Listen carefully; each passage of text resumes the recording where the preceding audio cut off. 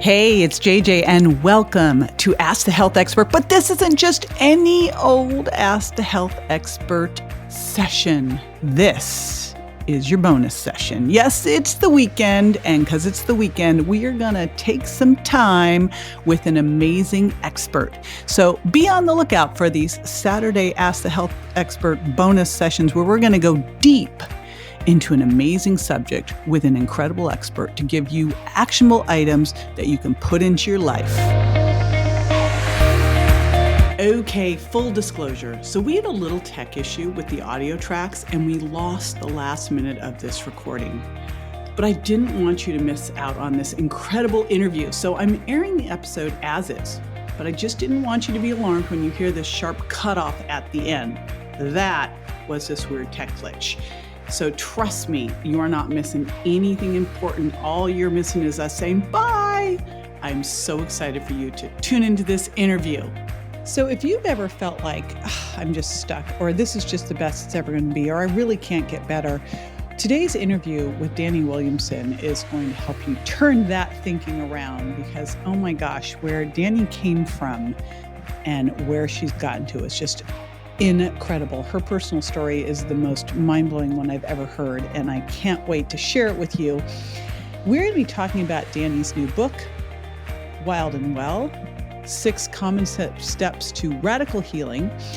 And these common sense steps are simple and yet so super profound. We're also going to be talking about this hidden element of illness and weight regain that we've never talked about on the show before, and that she has shown has impacted probably 75% of her patients. And so we'll talk about that as well. I'm not telling you what it is. I'm spoiler alert.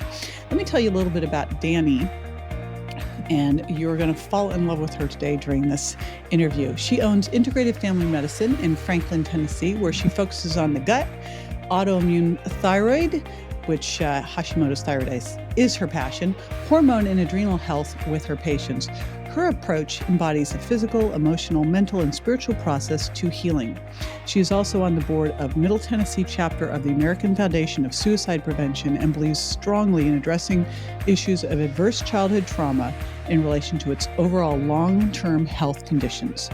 And we'll be getting personal. She's going to share where she came from and also how she ended up in school to become a nurse practitioner on food stamps with babies and, came through that. So this story is incredible and her insights and information are super actionable, and I'm really excited to share them with you today. Now, before we dive in, she's got a food swaps gift for you. And it turns out she's been using the Virgin Diet in her practice with her patients for the last 9 years. I just love that. And so I'm always a fan of more food swaps. You know that is the big way that I teach you how to heal your gut and make all the changes. So you can grab those at jjvirgin.com/Dani, Dani. And we will be right back with the interview. Stay with me.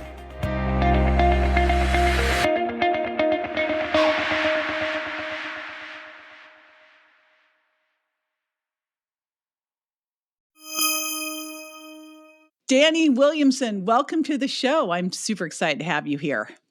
Thank you so much. I'm thrilled to death. Well, you've got a new book out. Oh my gosh. Hold it up. And for those of you that cannot see this, and by the way, so your book, Wild and Well, Dani's 6 Common Sense Steps to Radical Healing. You can't see this, but this is one fiery redhead over here. And so it just fits perfectly, the Wild and Well title. And we are going to be digging into those 6 steps today. But before we dig into that, I always like to kind of pull it back to how you got here. Like, what got you started in medicine? What made you to go down this healing path? Well, the huge story is, I got divorced at 39 years old, and I had owned a maternity and children's store for 11 years. I have a master's degree in fashion design. That's what I did for 20-something years. Well, that's why you always look so fabulous. So I was selling breast pumps and nipple cream in my maternity store for 11 years at Mum's the Word Maternity. And when I got divorced, I knew I had to do something. So I already was in women's health. Fast forward, I applied to nurse practitioner school, I was sick. I was on food stamps. I had 2 little children. I got accepted. Seems like the perfect And thing to do. yeah, right. All the things. So I went to Vanderbilt on food stamps and a medical card, 2 little babies, and with a degree in fashion design, and decided to start into the medical world. They What? must not have known And what to make of you. 24 years though. But prior to that, I was diagnosed with irritable bowel syndrome. I was diagnosed with lupus at 35. I itched chronically for years. I was depressed. 10 doctors, 24 years, $200,000 in a education before a doctor ever leaned into me, JJ, and said, Dani, what are you eating?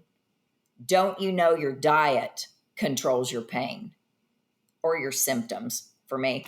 And it turned my entire world around. I had just spent all that money in school, and I never was taught what's at the end of your fork will heal you or kill you. Simple as that. And so 11 But years that is ago, crazy. Like, let's hold the phone. IBS, and they never asked you what you were eating. never. 4 colonoscopies. My first colonoscopy was at 20. My fourth one was at 44. Never once did they say, Dani, what are you eating? Well, Dani, what were you eating? I was eating anything I wanted, and I was hooked. I didn't do drugs. I didn't smoke, but Betty Crocker. Well, that's a milk drug. chocolate. Betty Crocker was your drug. Betty Crocker was my drug, milk chocolate icing. So I would get so stressed out because I grew up in a complete shithole of chaos, child abuse and things like that going on.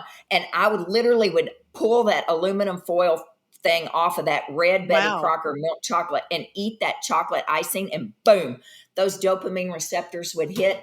Whew, and it calmed me down. Well, nobody ever said that's causing diarrhea, Dani, like massive diarrhea. I ate anything I wanted. I mean, anything, processed, packaged, bagged, canned, fake food. And then I was on food stamps. So when you're on food stamps, what do? You don't know about eating well, and you try to make those food stamps go stretch. And so I fed my kids packaged, processed, bagged food. But the second I learned that I was not born with lupus, I was not born with IBS, I wasn't born with anxiety and chronic itching, and if you weren't born with it, you can turn it around. I'm telling you, my entire world changed, and it changed the whole trajectory of my life, and it changed the way I practice medicine. And that's what I've done for the last 11 years is start with healing the gut. If you don't heal the gut first, you'll never get to the anxiety or the depression or the heartburn or the joint pain. And I've put everything under the radar. I am living proof, JJ, whatever you turn on, you can turn off, or at least dial it back to the point to where it's under the radar. So if it's okay with you, you kind of threw something out there in the middle of all of this, beyond just like they never asked you what you to eat. You said, yeah, when I grew up, I grew up in this with child abuse and blah, blah, blah. It sounded like a ton of trauma. If you're okay to go there, what I'd also like to dig into, because yes, sounds like, living on frosting growing up, challenging, but you were using it as a coping mechanism for the trauma. Where was the trauma in all of these health issues, and how much has that shaped what you do now? Oh, well, the trauma was the beginning of the health issues. So I had a stepfather that molested me in grade school, and he left. And then I was 13 or 14, and my mom looked me square in the eye that morning and said, "You caused me to lose the only man I've ever loved." Okay. That never got addressed. And then she married a third man who was physically abusive my senior year in high school. And so the second I could get out, I left. But all of that trauma, all of that, my adverse childhood experience score is 6, probably a 7. So it started. I don't know what the scale is for that. So can you just 1 to 10? So briefly talk about that for people who don't know what that is, and ACEs are what happened to you before the age of 18 that we know through decades now of research can set you up for a lifetime of chronic lifestyle disease. Anyone with an adverse childhood experience score over 4 has 6 me have a 20-year shortened lifespan. Mm. Also have about 800% higher rate of suicide, which is very prominent in my family. My grandfather died by suicide. My mother attempted multiple times. I too was getting ready to drive off the foot of Broadway into the river one day. And thank goodness my kids stopped me. So I should be a drug user by now. And the ACE questionnaire studied 17,000 people that were middle class to upper middle class white in San Diego, California, did not have a diverse population. And what they discovered from that study was that at least 68 to 70% of every single one of the people in the study had one adverse childhood experience score, and they were 50% more likely than to have a second one if you had one. So it's childhood trauma or toxic stress. And the American Academy of Pediatrics says it is the number one public health crisis that we have missed in the United States. So it turned my practice around when I learned about this. Every single new patient in my practice, JJ, gets the ACE questionnaire. I cannot believe how high people's scores are. And what breaks my heart is that we've never thought to ask these people this. Never once. Right.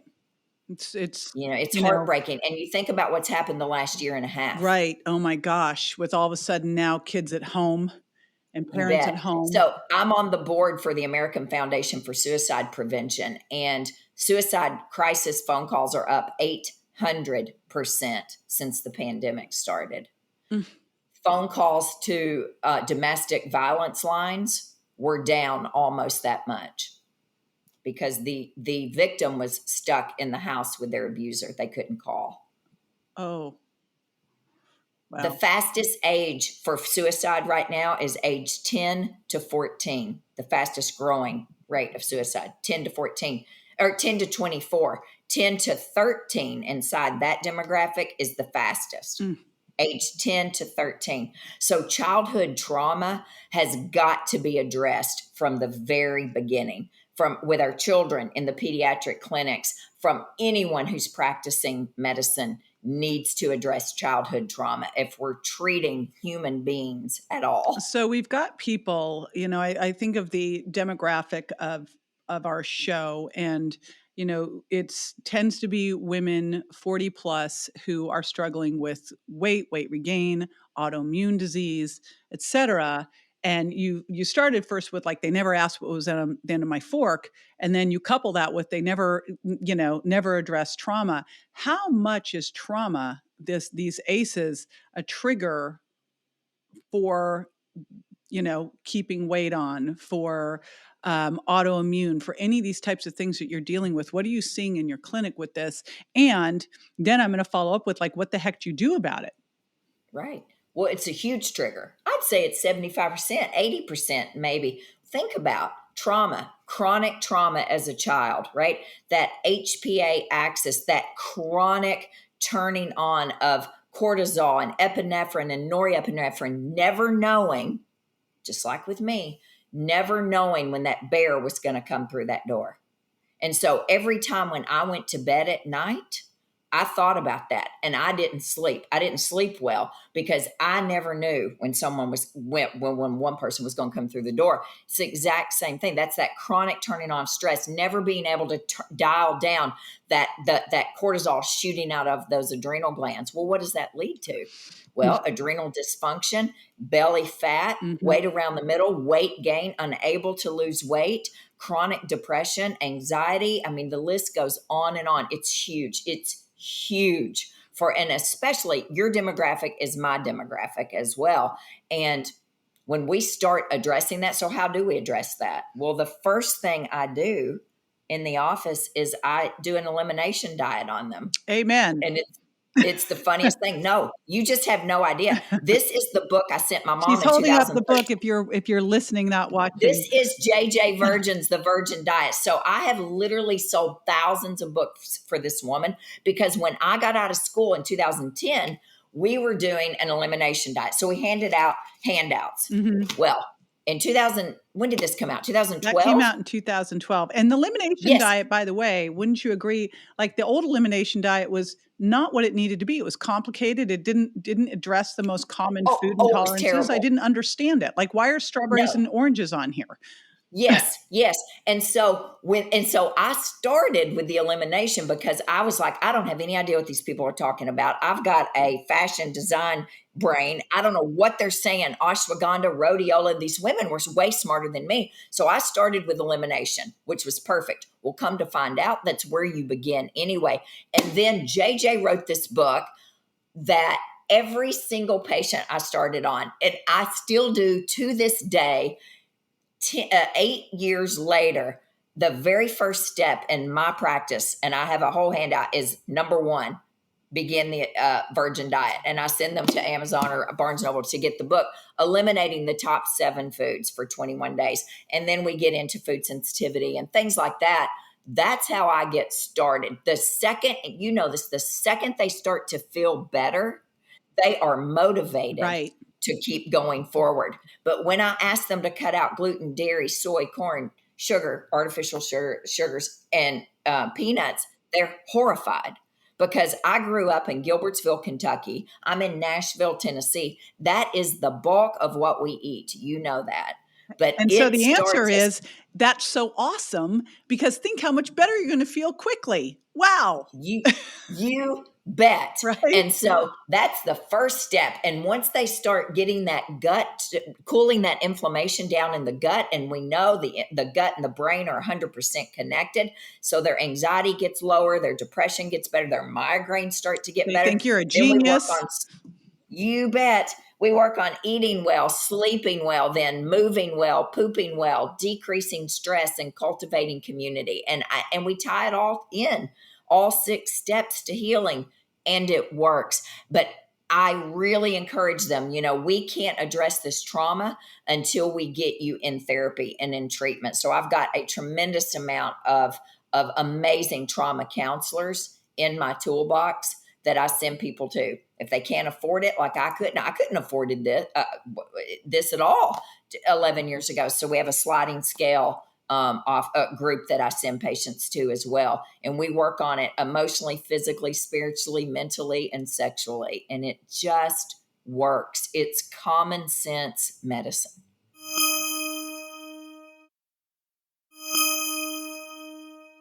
So this is something we have actually never talked about, and I think it's really important piece to think about. And it sounds like they can just go. Can you just take the assessment online to see where you score? They can take it online, absolutely. If you type in Adverse Childhood Experience Questionnaire, NPR has one on there. They've got a beautiful test on there. You take the test and it gives you your results and it explains it. And then you can also, there's an incredible book, The Deepest Well by Nadine Burke Harris. Phenomenal book on ACEs. She's a pediatrician. She's the Surgeon General, actually, in California. And then, of course, The Body Keeps Score. Yes, The Body Keeps Score. Okay, I'm glad you brought that up because I think that's, I talk a lot about things that can cause weight regain, weight loss resistance. And, this is one of those that we have never addressed before, but can absolutely be a cause. And it's always interesting how they're all related. Adrenals are related to trauma, and adrenals are related to insulin, related to thyroid. And so it's all this web. Now, when you talked about the 6, you rattled through them. And I'd love you to take some time now and just give each of your 6 steps and key points about each one of those for the listeners. Eat well, which we already talked about. Mm-hmm. So we start with an elimination. If you can't eat well, you definitely are not going to sleep well. Your body heals when you sleep. And I have an entire chapter on making your bedroom a sanctuary, getting the electromagnetic fields. I can't get away from the light in front of me, the computer plugged in front of me, the phone right now, all of that. But at bedtime, Your bedroom needs to be a sanctuary, and you need to get the crap out of the bedroom. If you have a cluttered, junked up bedroom, you can't rest. If you're plugged into everything, you can't rest. So sleep is key. Magnesium, taking Epsom salt baths. I mean, I go into that, and I really work hard with getting people to sleep, because again, if you can't sleep, you definitely won't eat well. I'm going to tell you an Eat well. interesting story that happened this summer. We have so my husband, when I met him, he said, "Yeah, I sleep 5 hours a night." I'm like, "Yeah, that's not going to work." I love No. you, and we're going to start sleeping. Now he's the 8 to 9 hour sleeper. We track our sleep. This past summer, we rented an Airbnb. Crazy enough, this Airbnb, the master bedroom had, was kind of a master bedroom bathroom all open. And they had a stained glass window in the bathroom and nothing to cover it. With all that lead, with all that going, yes. Just a mess all the way around. I'm like, oh my gosh. And so we had to sleep with eye masks on every single night, which is not comfortable. I know, No. it's like, I don't know how people do that, actually. I took the Gauss meter. I always forget it when I travel. I took it to our conference in Scottsdale, or in Phoenix, or Scottsdale last month, and I Gauss metered my room to see how high, where the electromagnetic fields were. And actually, it was very good. But in most hotels, you'll see they are extremely high right at the head of the bed. So sleeping is key. And you've got to make your bedroom a sanctuary. Eat well, sleep well, move well. You have to move. Your body is designed to move. You know this better than any of us. And you don't have to. If you are exhausted after you go to CrossFit, then guess what? CrossFit is the wrong exercise for you. And you tell a CrossFitter that they have to change from that for a while, they are mad as hornets. I got to tell you, though, I find for most women, CrossFit is not the right thing. Well, that's the reason I mentioned that. Because I was like, I'm right there with you. So it's definitely not. Too intense. But boy, if you have to come home and take a nap, things are bad. You should have more endorphins. Your sex drive should be better after you exercise. Your energy should be better. So we got to find it, whether it's hula hooping, walking, yoga, I don't care. I just need you moving. I know. Did you notice this year at Mindshare Leadership Summit, I put dance breaks in all throughout. Yes. So that people would move and boost their endorphins and have fun. And people were dancing at the stage. People were dancing in the aisles. People were dancing at their table. That's outside. You got to eat well, sleep well, move well. You have to poop well. Amen. For the pooping. Simple as that. I pooped like a goose for 44 years. Ridiculous diarrhea, just constant. That's not healthy either. But you need to poop. If you're pooping every 3 days, or every 2 days, you are constipated. So we've got to work on pooping. But guess what? If you're not eating well, if you're not sleeping well, if you're not moving well, you're not going to poop well. It all works together. Get a squatty potty. I mean, I've got tip after tip after tip in this book on pooping because it's huge for me. And again, that's what the bulk of my world revolved around. Where are the public restrooms, right? If you've got massive diarrhea, that's not normal. If you have to know where every restroom is in New York City, that's a problem. So we've got to get you pooping. And most people are chronically dehydrated. I mean, even if you just drank enough water, most people would get their bowels moving a little quicker. I have an 18-week-old standard poodle I just got. That dog is the happiest dog when they poop. We should poop like a dog. You should eat and go and poop not that much longer. And they're thrilled to death about it. So you got to eat well, sleep well, move well, poop well. You've got to de-stress well. Stress will kill you. Stress almost killed me. So what do you do to de-stress well? Well, for me now, I go and exercise more. And, I set boundaries. And there's a huge part in this section of that de-stress well.